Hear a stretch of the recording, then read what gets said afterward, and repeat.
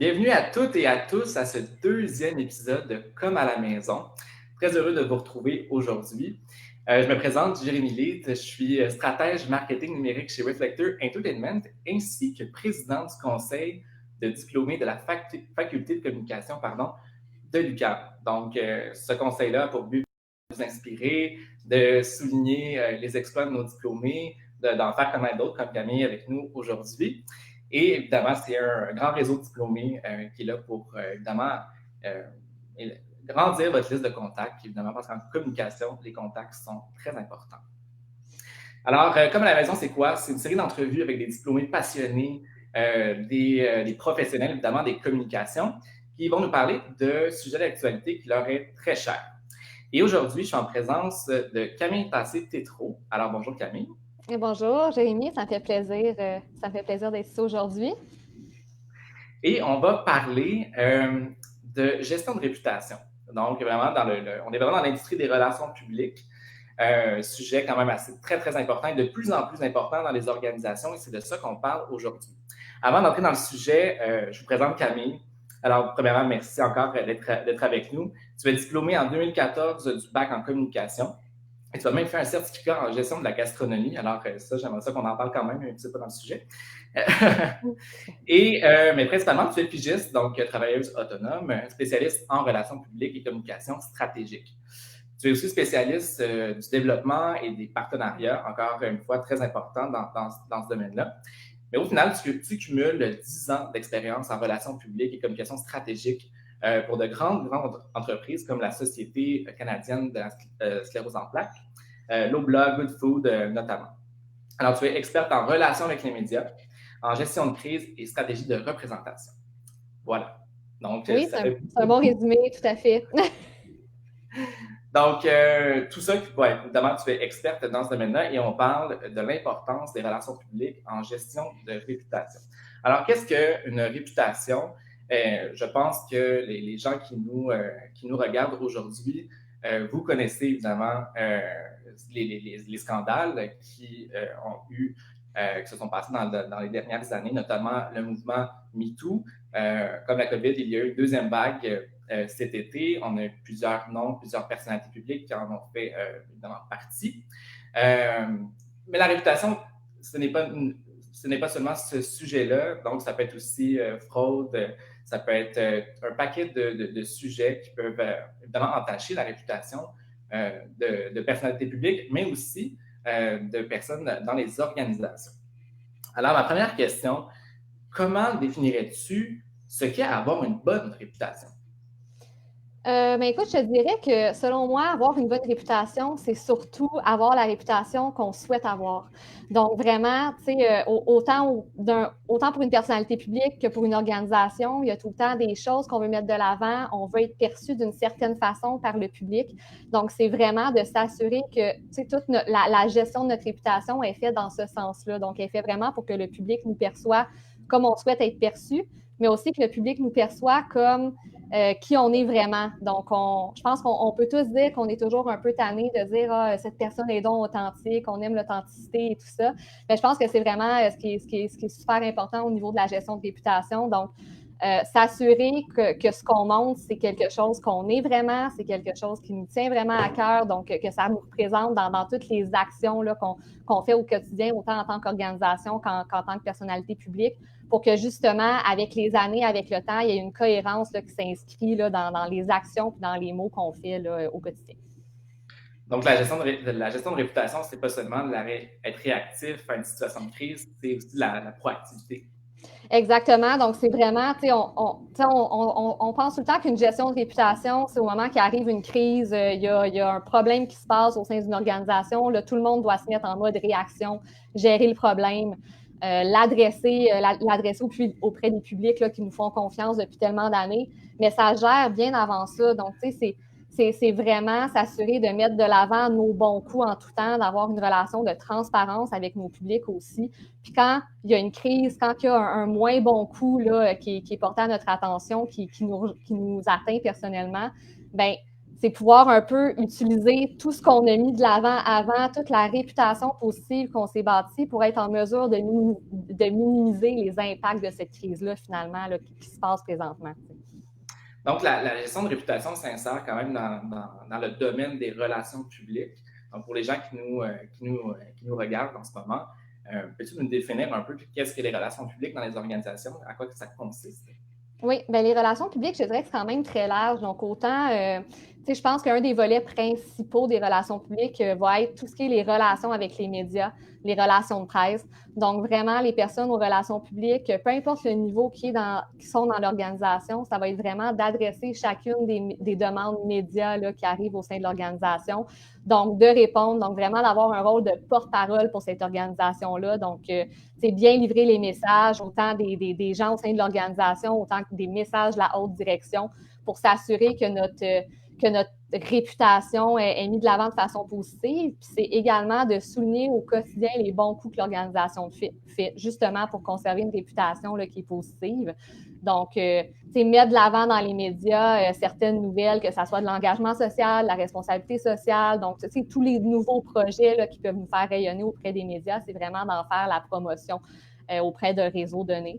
Donc, ça, c'est une chose. Puis, dans l'optique de toujours mettre de l'avant nos bons coups, bien, les relations publiques sont là aussi pour minimiser l'impact des moins bons coups là, qui arrivent justement en cours de route. Donc, souvent, la personne des relations publiques va avoir un rôle conseil auprès de la haute direction.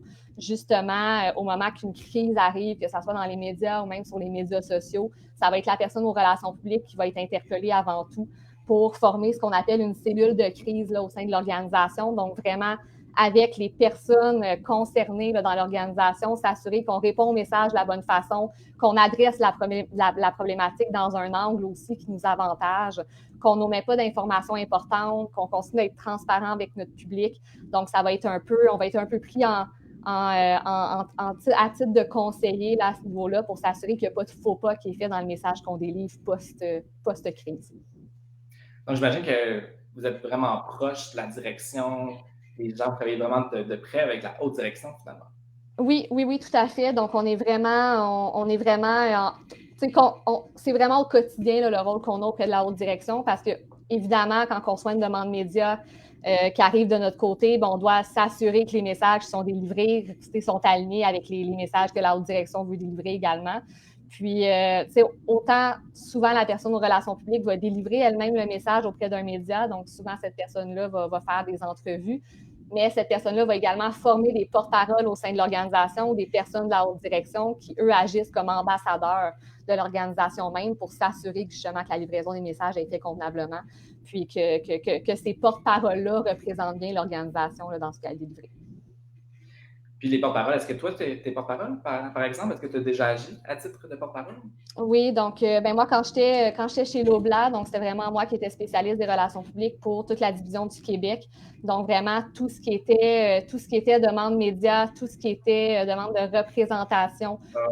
Donc, on se rappelle, c'est Loblaw, des fois, il y a certaines personnes qui l'oublient, mais c'est eux qui ont Maxi, c'est eux qui ont Provigo, c'est eux qui ont Pharmaprix également.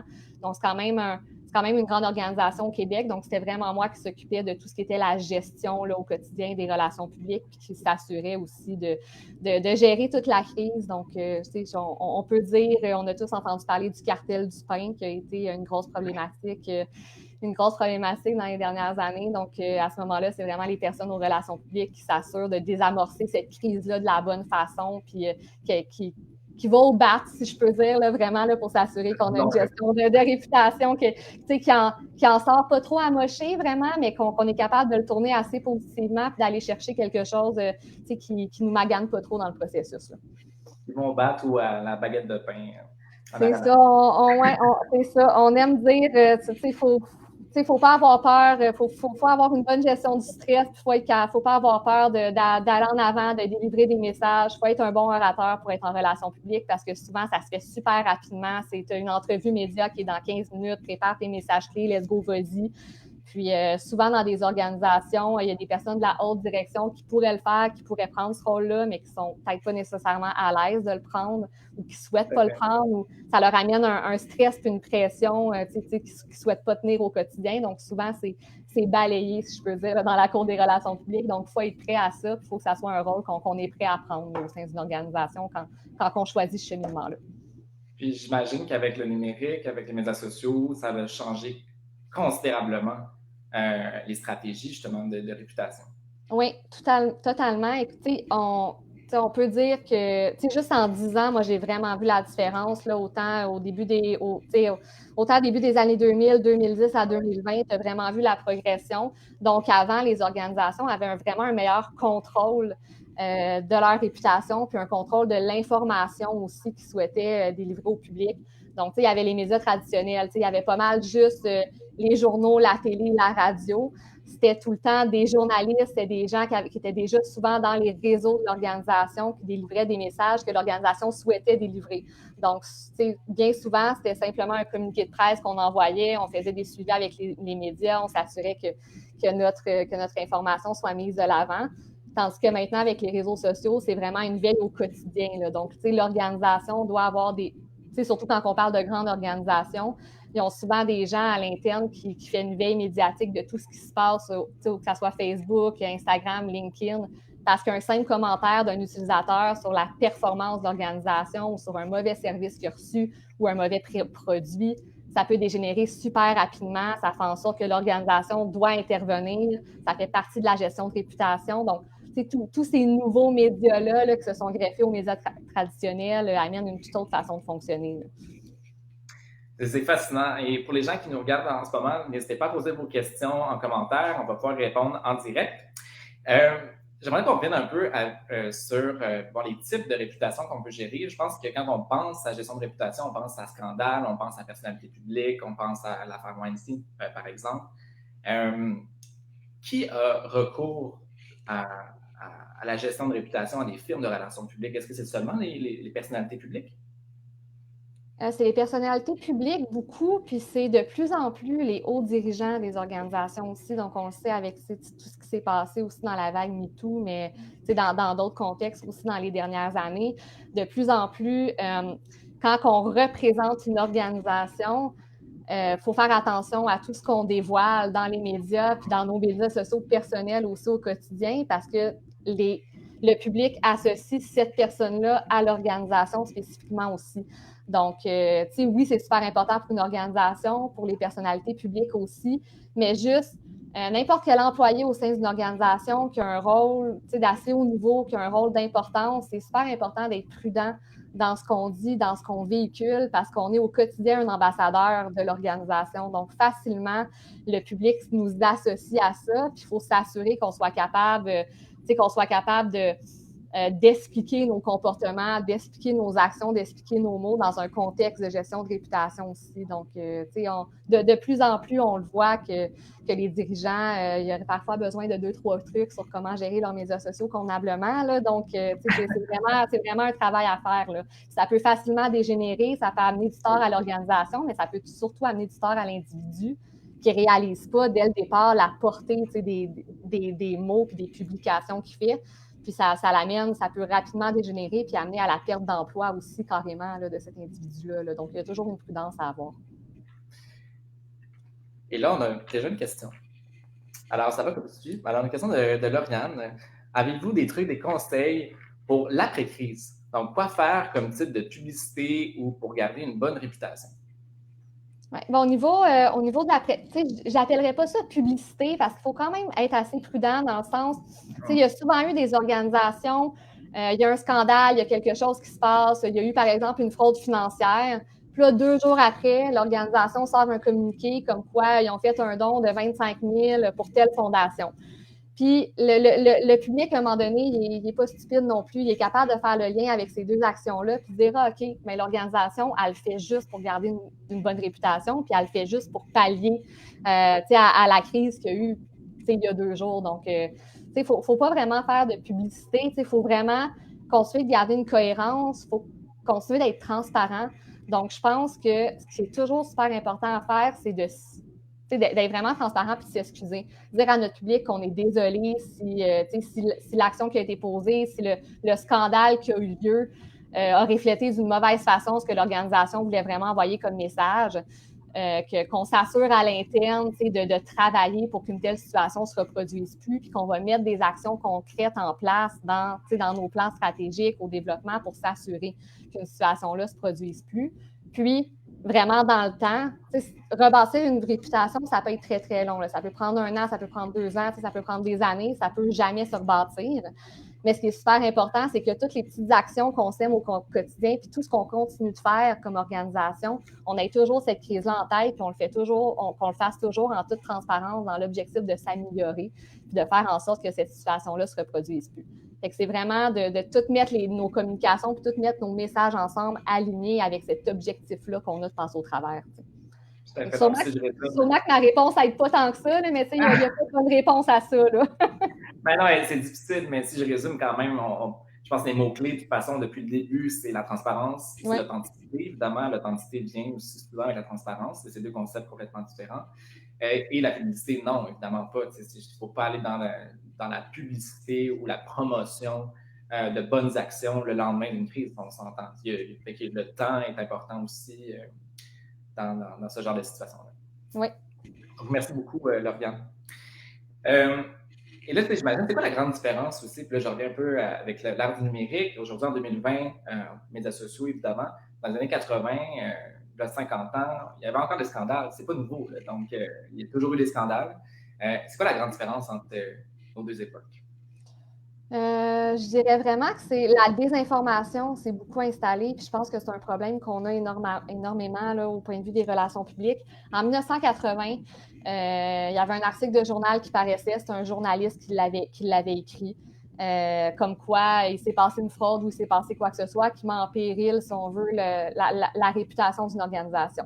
L'organisation prend le temps de répondre. Cette réponse-là est publiée dans le même journal. Donc, il n'y a pas 1 million d'intervenants, puis 1 million, là, puis, si je peux dire, d'experts de pacotille. C'est vraiment ça qui soudainement, va aller sur les réseaux sociaux, va sortir des mauvaises informations sur l'organisation. Plein de personnes vont répliquer, ça va faire boule de neige. Puis, rapidement, un petit commentaire va tellement dégénérer. Ça ne sera pas un commentaire qui est fait nécessairement par des experts ou par des gens qui ont vraiment la vue d'ensemble du problème ou de la crise, la crise qui se passe devant leurs yeux. Donc, toute cette désinformation-là fait en sorte qu'au niveau des relations publiques, c'est excessivement difficile d'avoir un contrôle sur notre réputation, un contrôle sur ce qui se dit. Puis, une difficulté on peut pas c'est super difficile de ne pas en laisser passer une. Là. Donc, on peut pas avoir des yeux partout, on peut pas tout vérifier. Les médias se multiplient, il y a des sources d'informations de plus en plus qui viennent de tous bords, tous côtés. Donc, c'est vraiment ça la différence, c'est que de plus en plus, tout l'ajout des médias sociaux, des médias dits non traditionnels, vient vraiment changer la donne, puis ça fait en sorte que un commentaire va prendre des proportions hallucinantes, quand en 1980, ces gens-là n'avaient pas la plateforme pour faire ce type de commentaire-là. Puis je dis pas que ce qui se passe aujourd'hui, c'est une mauvaise chose. Ça prend ces plateformes-là pour que tout le monde puisse s'exprimer et donner leur opinion. Mais on sait tous que ça a créé du tort à beaucoup de gens, à beaucoup d'organisations aussi par le passé. Fait que c'est juste d'être capable de faire la part des choses là-dedans puis de vraiment pouvoir avoir un portrait qui est véridique d'une organisation. C'est plus difficile aujourd'hui. Donc, j'imagine que les médias sociaux aujourd'hui, c'est un incontournable. Je pense que c'est pas mal évidemment, dans vos stratégies, j'imagine que les médias sociaux prennent énormément de place dans les actions stratégiques. Oui, tout à fait. C'est super important. Puis c'est surtout, j'en parlais plus négativement là, il y a 1 minute, mais il y a tellement de bienfaits à ça aussi. Ça permet de créer une connexion instantanée avec le public. Donc, on a tellement des cas. Puis là, j'ai travaillé pour l'Oblast, donc il y a tout le temps le cas de Maxi qui vient en tête. Maxi qui a su créer une communauté. Ben oui, c'est tellement fantastique sur les réseaux sociaux, qui ont vraiment mis de l'avant tout ce qui est l'humour un peu cinglant, sarcastique. Puis c'est vraiment un des bons exemples de connectivité vraiment entre le public et une marque via les réseaux sociaux. Même chose pour Hydro-Québec aussi. Donc, ça permet énormément de bonifier une marque, d'en sortir tout ce qui est positif, puis vraiment créer une interaction entre son public puis les gens qui travaillent au sein d'une organisation. Puis ça, c'est pas quelque chose qu'on pouvait voir en 1980, là, si on passe aux années précédentes. Donc, ça l'a vraiment amené... Ça l'a vraiment amené ça. Donc, il y a des points où il faut faire plus attention puis qu'il faut être plus prudent. Mais je pense qu'en 2020, une organisation qui n'est pas sur ces canaux-là, qui n'est pas sur Facebook, qui n'est pas sur LinkedIn, sur Instagram, ben il manque vraiment cette opportunité-là d'amener sa marque à un niveau supérieur puis de la faire rayonner d'une autre façon, là. Tout à fait. Puis au-delà des médias sociaux, il y a tout l'aspect partenariat, parce que bon, Danton, tu as une expertise quand même là-dedans, dans le développement avec les partenaires, notamment les influenceurs. Est-ce que c'est un rôle essentiel maintenant dans la gestion de réputation de faire affaire avec d'autres personnes maintenant justement pour l'image de marque, par exemple? Oui. Ben, tu sais, je pense que, tu sais, c'est pas nécessairement essentiel, mais c'est quand même un must-have, là, au sein des organisations. Tu sais, s'associer à des personnalités publiques qui ont déjà leur communauté de membres, donc qui sont déjà super forts dans certaines sphères, ça peut juste amener, tu sais, aider une organisation à aller plus loin. C'est là où la gestion de réputation entre évidemment en ligne de compte, parce qu'il faut toujours être prudent avec qui on s'associe, pourquoi, dans quel but. Qu'est-ce que cette personne-là peut réellement nous apporter? Puis surtout, est-ce que ça va être une relation qui est gagnante autant pour la personnalité publique que pour l'organisation? Parce qu'il y a des super beaux partenariats qui en sortent. Une personnalité publique qui est associée à une image de marque ou à une compagnie depuis des années et des années, puis vraiment, on en voit des bénéfices. Autant ça peut amener des problématiques, il n'y a pas de double-check qui a été fait auprès de l'organisation, ou soudainement, il y a une information peut-être plus problématique ou une crise qui sort au niveau de la personnalité publique qui entache la réputation de l'organisation. Donc là, c'est une double gestion de réputation qui doit être faite à ce moment-là. Donc, évidemment, il y a des scandales qu'on ne peut pas prévoir, on ne peut pas savoir qu'il va se passer telle chose avec telle personne, mais c'est super important d'avoir une cohérence dans ce partenariat-là stratégique qu'on fait avec une personnalité publique, puis se dire pourquoi on le fait, dans quel but, qu'est-ce que ça nous apporte, puis s'assurer que cette personnalité publique-là, elle a un réel intérêt pour la marque. C'est quelque chose, que ça soit un produit ou un service qui lui tient à cœur ou qu'elle utilise pour pas que ce partenariat-là ait l'air faux aussi. Donc ça, c'est hyper important aussi de s'associer aux bonnes personnes pour faire en sorte que la communauté que cette personne-là rejoint, c'est une communauté à laquelle on veut s'adresser aussi, là. Super intéressant. Puis on a une autre question aussi, alors de San. Alors, est-ce que vous considérez que les organisations doivent tout de même tenir tête à certaines logiques extrémistes qui iraient à l'encontre de leurs valeurs dans leur gestion de réputation?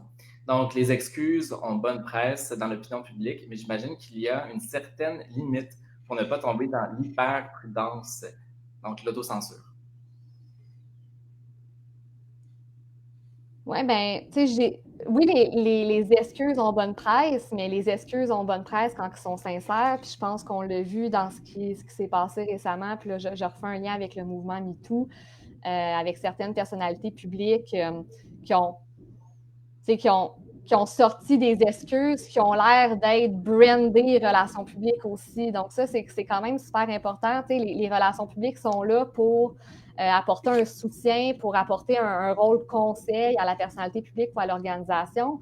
Mais quand la personne le fait uniquement pour aller avec le Conseil des relations publiques, bien souvent, ça ne marche pas non plus. Puis là, la transparence n'est plus là. Puis là, les excuses servent à rien finalement. Puis là, après ça, tu vas avoir une tralée de commentaires là, dans ton fil d'actualité Facebook de gens qui sont fâchés de ces excuses-là puis qui se disent « bien, tant qu'à ça, aussi bien pas en faire. » Donc, je ne dis pas que...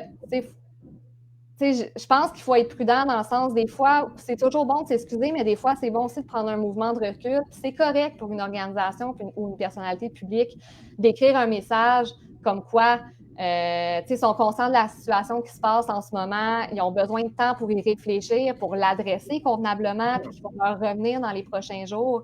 Donc, des fois, il ne faut pas toujours se presser non plus, puis des fois, on est mieux de se censurer rapidement pour être capable de délivrer un message qui est plus pertinent plus tard, puis pas se commettre rapidement dans des excuses qui ne font pas de sens. Là.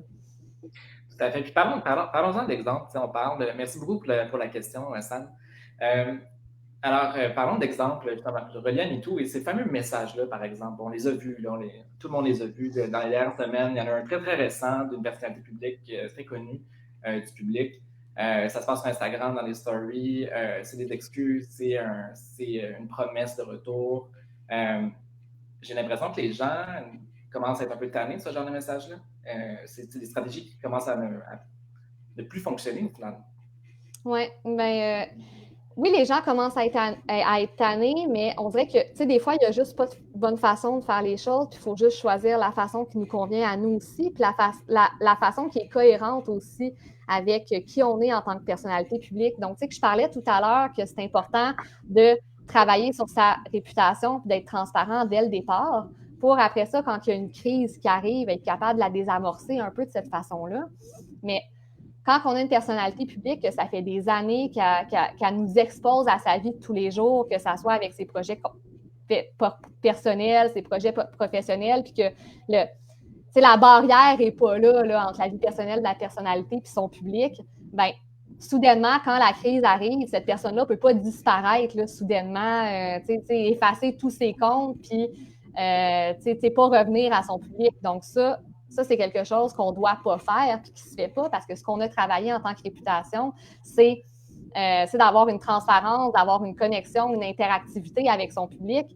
Donc, la façon qu'on gère notre crise est à l'antipode de ce qu'on souhaitait promouvoir avant. Donc, je pense que c'est cette cohérence-là qui est super importante.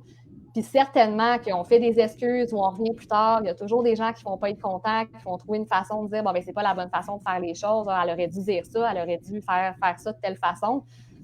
Il n'y a pas de recette miracle. Je pense que l'important, c'est de rester intègre en lien avec la réputation qu'on essaie de se bâtir avant, puis surtout de ne pas rien dire. S'il y a une erreur à ne pas faire, c'est de juste jamais rien dire, de jamais prendre action sur ce qui s'est dit, de jamais en délivrer un message. Donc, il n'y a pas de timing, il faut le faire dans les premières 24 heures, il faut le faire 5 jours plus tard ou le faire de cette façon-là. Mais une chose est sûre, c'est qu'il faut y répondre, il faut l'adresser. Tout à fait. Mais j'imagine qu'il y a des étapes aussi, une gradation au niveau des messages. J'ai l'impression que dans le court terme, c'est important, dans le moyen terme, dans le long terme. Mais si les actions ne suivent pas, oubliez ça, ça ne fonctionnera jamais. Je pense que on a l'expression en anglais, c'est walk the talk. Aujourd'hui, je pense que ça prend tout son sens. Ah oui, tout à fait. Il y en a des personnalités publiques avec ce qui se sont passées qu'on va sûrement revoir dans le paysage médiatique dans quelques mois, dans quelques années. Leur façon d'avoir géré cette crise-là ou d'avoir pris leurs responsabilités aussi dans ce qui s'est passé va finir par leur être bénéfique. Ils vont avoir fait un cheminement personnel ou de la thérapie ou quoi que ce soit qui va leur permettre de rétablir une certaine confiance avec leur public. Donc, après ça, il y a pour certaines personnes que ça va marcher, pour d'autres que non. Mais prendre responsabilité pour ses actions, puis vraiment mettre de l'avant comme quoi on considère ce qui s'est passé, puis on ne dit pas que ça n'existe pas, on ne dit pas que ça ne s'est pas déroulé comme événement, mais c'est déjà la bonne chose à faire pour s'assurer de ne pas carrément planter une croix dans notre cheminement professionnel aussi. Là. Non, tout à fait. Puis là, maintenant, tu es dans la pratique depuis 10 ans. Évidemment, tu étais sur les bancs d'école, tu as appris quand même, tu as sûrement eu des cours en gestion de crise, ou en tout cas dans le domaine. Est-ce qu'il y a une différence entre la réalité et ce qu'on apprend sur les bancs d'école? Ah oui, quand même. Dans le sens que sur les bancs d'école, il y a un cas qui t'est présenté, tu as le temps d'y réfléchir, tu as le temps de peser les pour et les contre de certaines stratégies. Tandis que quand ça arrive, on a vu tel truc passer sur Facebook, il faut l'adresser maintenant, on a 24 heures, tout le monde se rassemble, c'est un gros stress, on passe 10 heures à rédiger un plan cellule de crise, à s'assurer que toutes les actions sont bien mises en place, qu'on n'oublie rien, que les messages sont bien délivrés, ça se fait super rapidement. Donc, au niveau du timing, c'est vraiment, vraiment autre chose. Là. C'est un stress qui est le fun. Vraiment, quand on aime ça, c'est challengeant. Puis, on voit rapidement que nos actions ont porté fruit et que ça a fait une différence là, au niveau de la gestion de réputation d'une organisation. Mais on n'a pas le temps de réfléchir. Il faut se mettre en mode solution tellement rapidement, puis c'est pas pareil. C'est pas pareil. C'est pas un cas papier. Là. Mais ça, c'est comme avec n'importe quel cours, comme n'importe quel mais le cadre théorique reste le même. J'imagine qu'il y a des étapes quand même à respecter dans une gestion de crise. bon, ça se fait peut-être en 24 heures. Si on est dans un cas théorique, peut-être qu'on a 2-3 semaines pour réfléchir. Mais quelles sont les étapes, les grandes étapes d'une gestion de crise ou de la gestion de réputation dans ce Ouais, cas ben, l'étape numéro 1, c'est vraiment de former une cellule de crise. Donc, ça, c'est vraiment le plus important. Quand on voit qu'il y a quelque chose de négatif qui est sorti sur l'organisation, c'est vraiment rassembler les personnes clés au sein de cette organisation-là pour faire une réunion d'urgence. On regarde c'est quoi le message, on évalue en quoi ça porte vraiment une atteinte à long terme à l'organisation.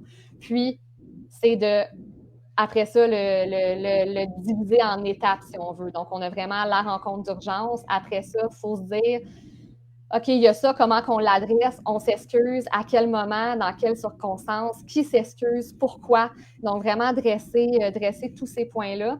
Ce qui est super important, c'est de déterminer aussi le porte-parole dans l'organisation qui va délivrer ce message-là. Selon certaines situations, dépendamment le niveau de gravité aussi de la crise, si c'est la personne des relations publiques qui prend parole, ça peut être mal vu du point de vue du public parce que ça doit être une personne qui est plus haut placée de l'organisation pour vraiment que le public ait l'impression que, OK, l'organisation le prend au sérieux. C'est vraiment une situation qui a été adressée. Ils sont vraiment dans une optique de changement, de régler ça. Ça permet à l'organisation de prendre la responsabilité de ses actes davantage. Après ça, au moment qu'on a déterminé ces points-là, bien là, c'est de former le porte-parole, le coacher.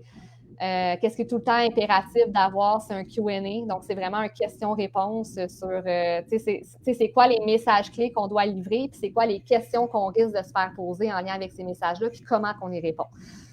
Après ça, on forme le porte-parole pour qu'il soit capable de délivrer ce message-là correctement.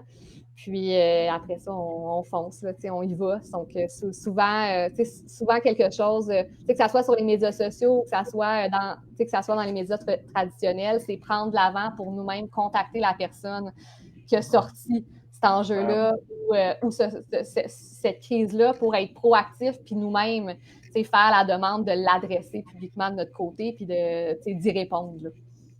Oui, puis ça fait penser à la série télévisée Succession sur HBO. Je ne sais pas si tu as eu l'occasion de voir, mais c'est tous les pires cas, en fait, de gestion de réputation d'une famille, là, dans les médias, c'est à voir. Ça fait pas très réjouissant. J'espère que tu ne lis pas ça au quotidien.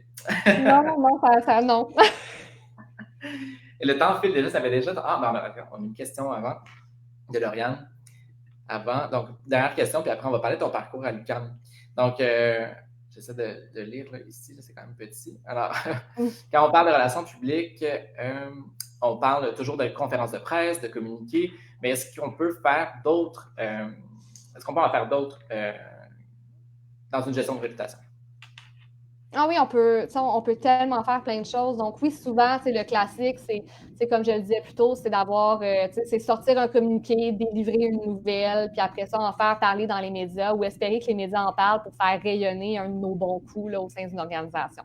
Mais de plus en plus, ça peut être, je pense que de moins en moins, en fait, le communiqué de presse est à prioriser. Là. De plus en plus, on s'en va vers d'autres façons de faire.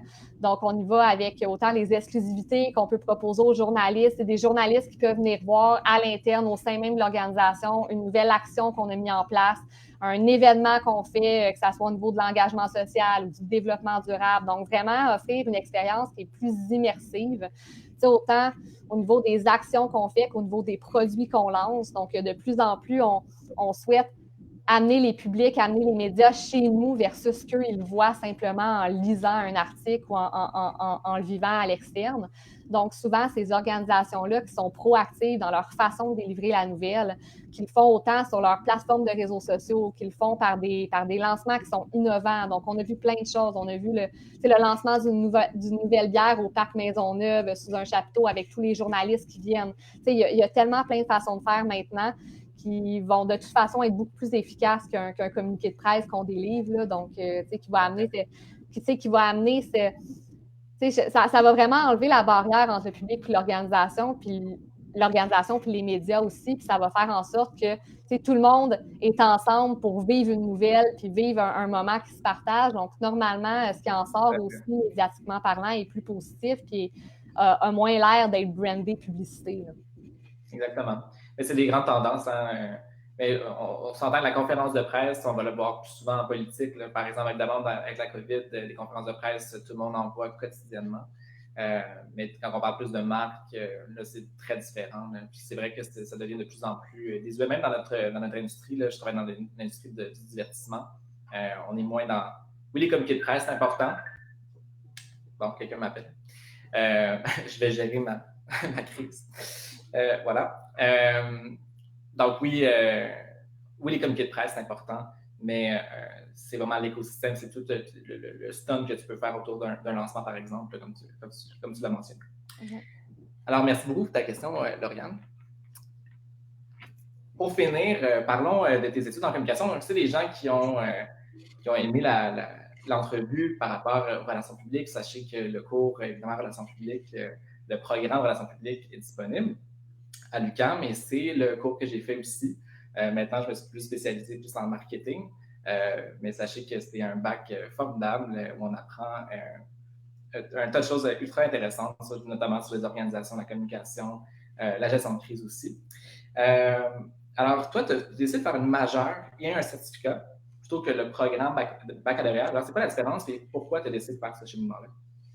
La raison pourquoi moi je l'ai fait, c'est qu'en fait, je travaillais déjà en communication au moment que j'ai entamé mon bac.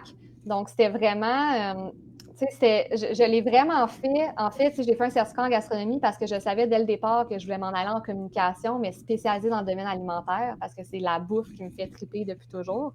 Fait que je savais que je ne voulais pas nécessairement me spécialiser à ce moment-là juste en relations publiques ou juste en marketing ou juste en événementiel ou peu importe, mais que je voulais vraiment avoir une vue 360 des communications spécialisées au domaine alimentaire parce que c'est vraiment un domaine en soi.